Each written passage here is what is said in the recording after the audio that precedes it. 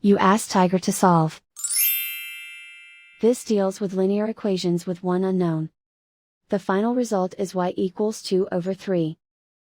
Let's solve it step by step. Group all constants on the right side of the equation. Subtract 1/3 from both sides. Combine the fractions. Combine the numerators. Reduce the zero numerator.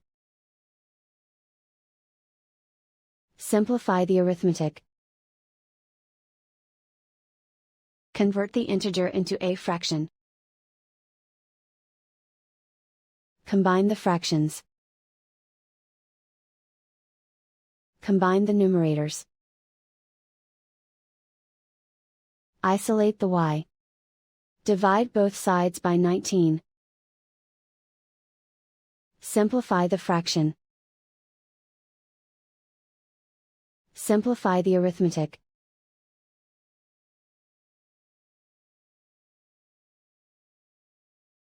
And so the final result is y equals 2/3.